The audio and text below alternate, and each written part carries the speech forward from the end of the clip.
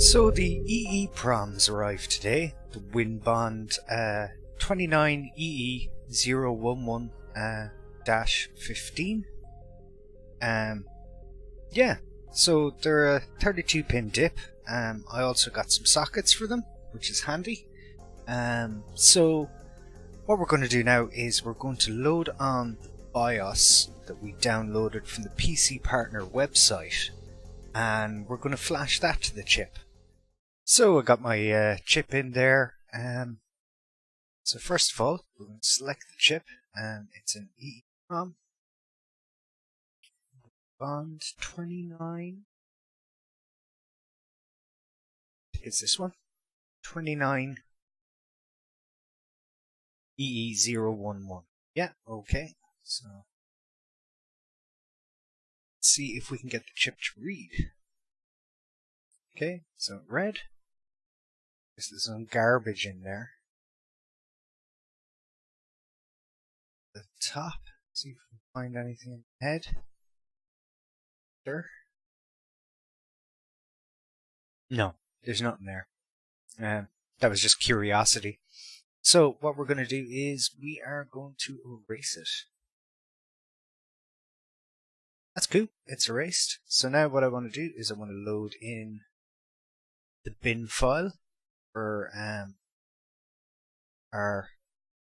the Computer Care PC Partner website, and this should be the correct BIOS.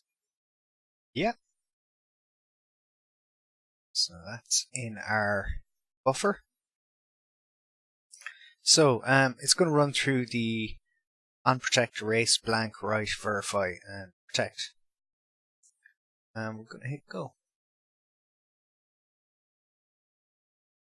This shouldn't take too long. Again, it'll say it's not responding. It's typical with the top 3000.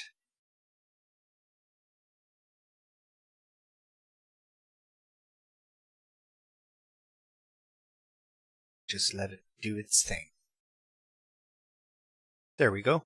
So it's succeeded. 23.83 seconds. So shouldn't that be 24.23 seconds? Anyways, regardless, it's done. Now, something else I noticed up here is now that I have a working EEPROM, you may notice that the lock option is available. And I wonder, is it a case that on the other EEPROM chips that the lock have been engaged?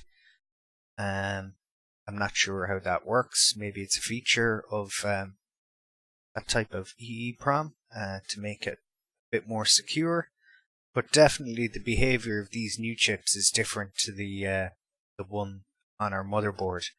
So we'll see what difference, if any, when we put it in and check out the BIOS. But yeah, so that's the EEPROMs ready to go. I'll inspect my socket again, but since I have a 32-pin socket, it might make more sense to use that. But it does mean I would have to disconnect everything from the motherboard, pull out the battery, desolder the kind of bodge socket that I had put in myself, and replace it with this one. I don't know. It might be a neater job, all in all, just to put in the right size socket. Yeah, I'll have to have a think about that. But we'll wait until the processor arrives, because I'm going to be taking the heatsink off and cleaning off the thermal paste and stuff like that. That will be the time to do it, to do any desoldering. So guys, as you can see, my Intel Pentium 233 arrived. Yeah, it came with the socket. That is mental. I think they're just using the socket as packaging so the pins don't get bent up. But I mean, it looks like it was handled by a breaker. It's covered in grease, and I just hope it works. I mean, it's definitely not been. I don't know. I'm gonna have to clean it up, and we'll test it out. Yeah, I've never quite seen a chip like this. I mean, the pins are in great shape, but you see this kind of oiliness on the actual socket, that kind of dark. I don't know if you can see it there. The light isn't the best here, but it was actually on top here, and I had to get out the, I cleaned it with alcohol, but then I got out like the fiberglass brush, and just started going over it because some of it was stuck on there, kind of like patinaed on. So I had to like polish off the top of that. I'm going to give it another little polish and then clean it with more alcohol and see if that does it. But I've never quite seen a chip like this. It's a nice day outside, so I've got the air blower, the compressed air. I may get a really soft anti-static brush and some alcohol and gently rub the pins, and then what I'll do then is blow it off with some air outside and immediately put it in some ESD foam and just throw away this kind of silly butchered socket that it's in. It's kind of comical. But yeah, the pins seem in great nick, but this is no way to ship a chip, especially a rare enough kind of desirable chip like a Pentium 1 233 megahertz. It's kind of like, I appreciate it, but I'd appreciate it more if there wasn't oil on top of the chip. In fairness, it could be some kind of carbon. I know back in the day a lot of people use these kind of carbon pads, so that could have disintegrated, and that's what I'm seeing. But yeah, it's not a great idea. Alright guys, that's the chip cleaned, looking great. I threw out the socket. That was f***ing hilarious, the socket. But yeah, the socket's gone, the pins are cleaned, all blown off with some air, compressed air. What I'm going to do now is I'm going to reconfigure the jumpers. I won't bother showing you that on the motherboard. But what we might do is I might actually put in the new BIOS before we do that. Check if the BIOS works with the old chip. If it does, then we will swap the processor around. I'm going to use a VGA monitor, so I'll have that set up. We'll test it out. We'll post into the BIOS on the VGA monitor because I just don't fancy messing around with the capture until I get it working. Cool, I'll get cracking. Just to talk a little about this card. This is going back into the Pentium 1 machine. Because I have a Pentium 2 project coming up, and I think this card is a bit more appropriate for the time period. It's a Sound Blaster 16 value, so a Sound Blaster All32 compatible Vibra 16, so it's a value card. It's a knockdown price, but it's an ISA card. It's more suited to the Pentium build. And I'd like to use the Sound Blaster Live in the Pentium 2 machine rather than in the slot 7 or socket 7 machine rather. But you may notice I said in the previous video that I had to make up a new cable because I didn't have the correct one to connect the Sound Blaster Live to the CD drive. Well, because I didn't have a cable, because I modified that cable, it no longer fit the small connection that was here. The pin pitch on these also was too small for any of the kind of DuPont connections I have. So I crimped up this little guy and soldered the wires through. I think it looks rather cool, even though it's very much kind of an aftermarket look. But yeah, that should work perfect. So I was doing some soldering on the other project, and I decided, well, if I'm preparing stuff for the Pentium 2, it was time to get this ready and have it ready to go into the machine. So yeah, it's got all the usual I/O. Might give it a bit more of a cleaning. It's not the nicest looking card in the world, but it'll do the job. So yeah, I think this is more appropriate for earlier DOS games and things like that. And we'll keep the Sound Blaster live for the Pentium 2 project that will be in a separate video. Alright guys, so we are booting off the new BIOS chip. So, oh, here we go.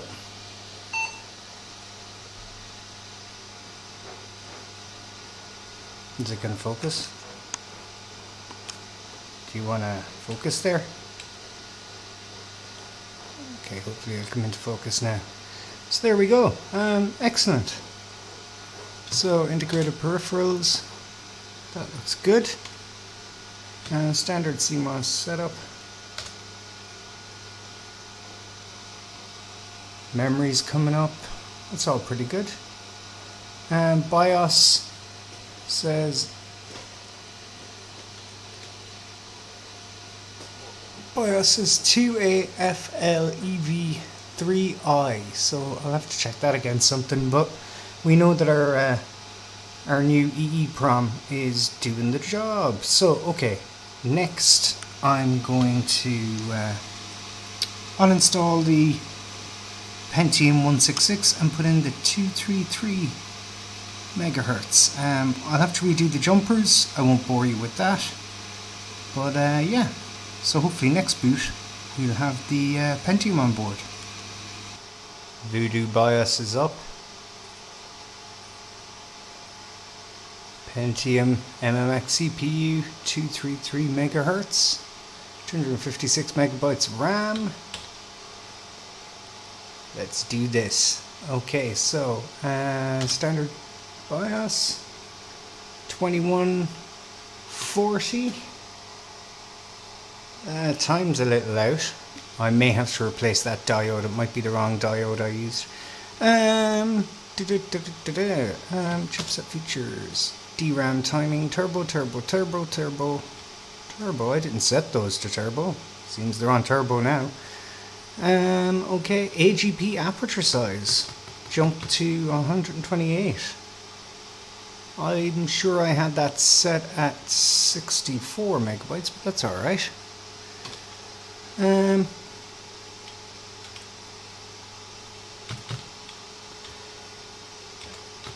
Standard.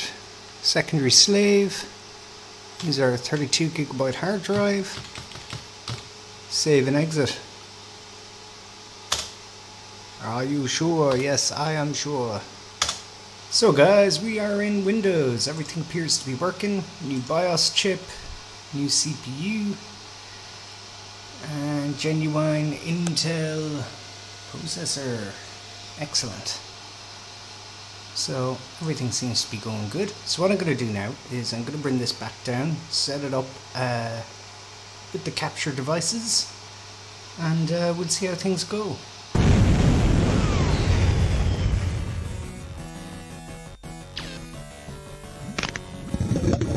Hail to the king, baby. Let's rock.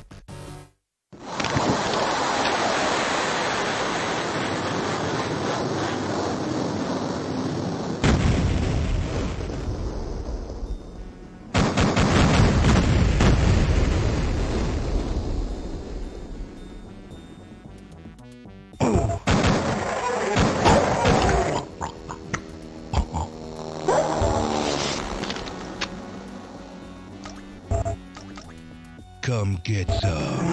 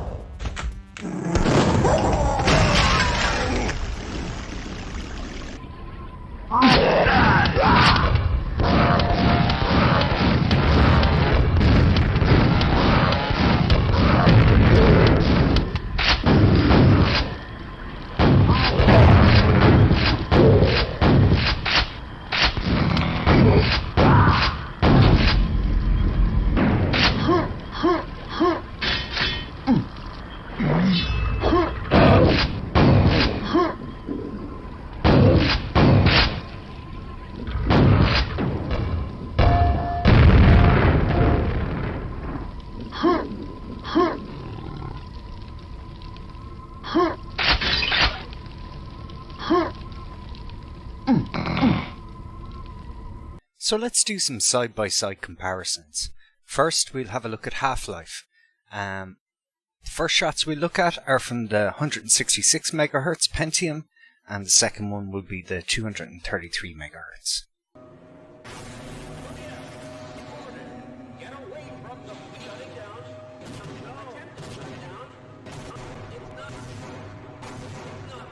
And as the explosions start going off here, you really notice we start chugging frames. We're really struggling here. A lot of effects. We're getting pops and clicks on the audio as it tries to keep in sync with the visuals. Meanwhile, with the 233 MHz, the audio is much clearer. And as you can see, the particles and explosions and things seem to be a lot smoother.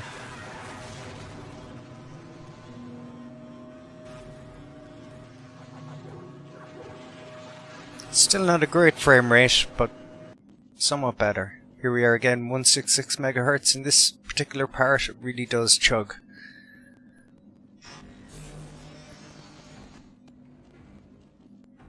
There's a lot going on. A lot of water in this section. Fans spinning animations. Here we are, 233 MHz. Still not brilliant, but a somewhat marked improvement from before.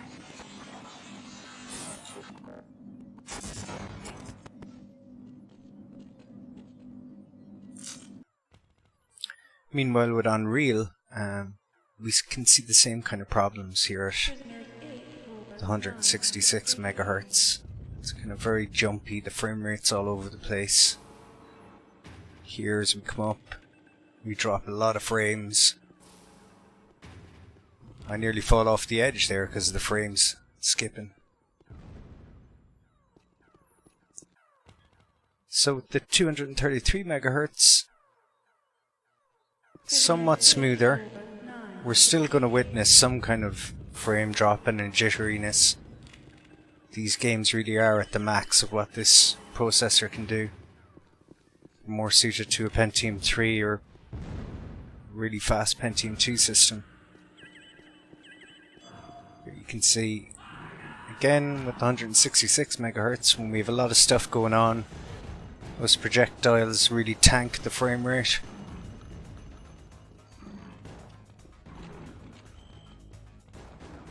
Even the animations look jittery.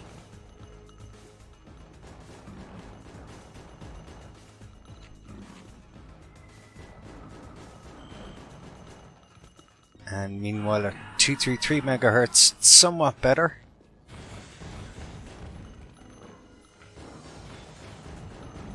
Our frame rate has still been affected, but nowhere near the same as on the 166.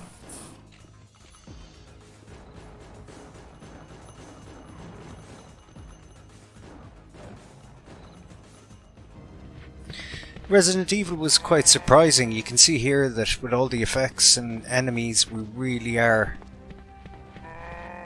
at a sluggish frame rate. Characters look jagged. Just doesn't look great. Meanwhile here with the 233 MHz, definition and frame rate are a lot better. The anti-aliasing and some other features are kicking in, and it kind of overall just looks a hell of a lot better.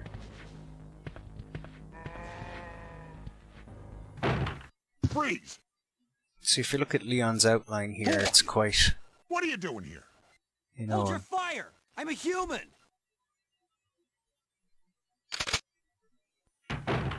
Freeze! Who are you?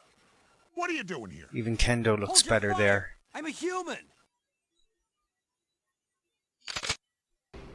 So this shot in the bus on the way to the police station really shows you the difference. If you look at the text on Leon's jacket, the RPD, it's very pixelated.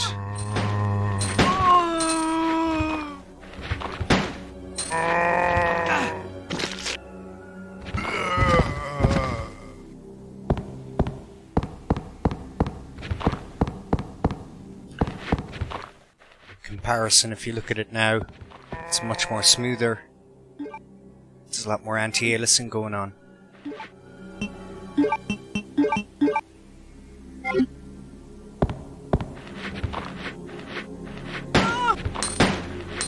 This is a game that is playable. The difference, particularly with Resident Evil with the faster processor, is something else really. Again, here we have Typing of the Dead. A game more suited to a Pentium 3, but if you watch how the zombie melts away here and how slow it is, we're barely moving the frames there. Please be safe, G. So here we are, 233 megahertz. It's still not great, but it's a little bit more playable.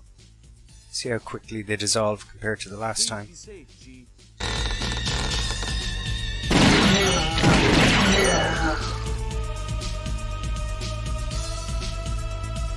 How could anyone do this?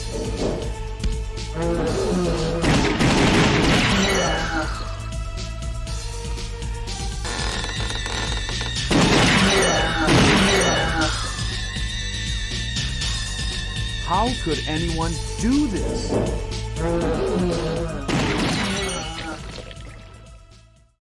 So you can notice a marked improvement between the games on the different CPUs. Now it doesn't mean that games like Half-Life or Unreal are playable on this system. It's just a bit too old, the Pentium 1, for those kind of games. You're looking at a rather fast Pentium 2 or even a Pentium 3 system to run those games properly.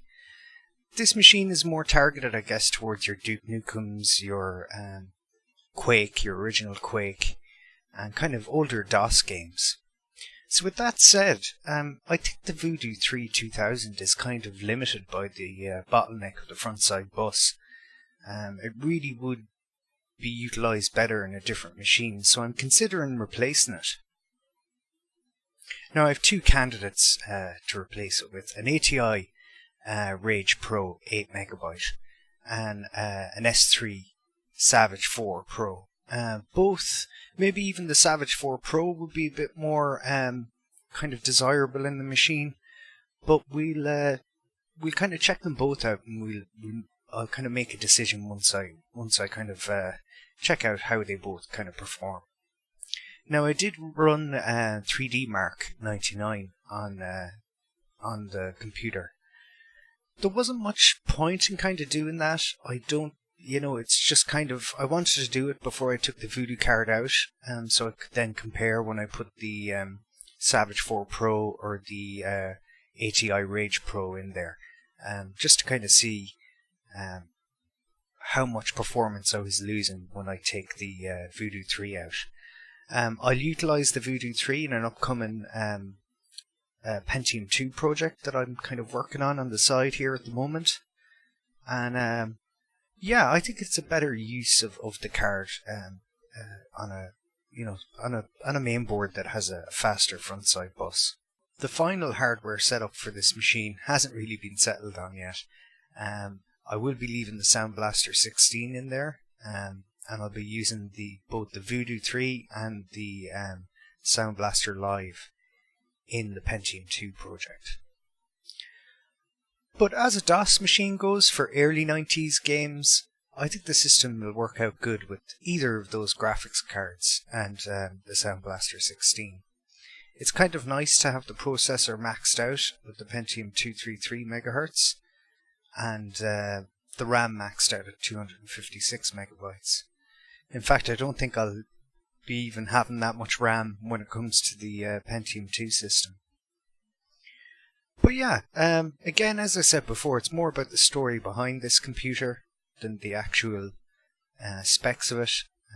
I have a lot of fond memories of computer care in Balmullet here as a kid, and that's kind of the main motivating factor with this project for me. So I may do a quick video once I've finalised the specs of the computer and installed the new graphics card in there, but it'll be a very short one. In the end, the new BIOS chip worked out great, the new EEPROM.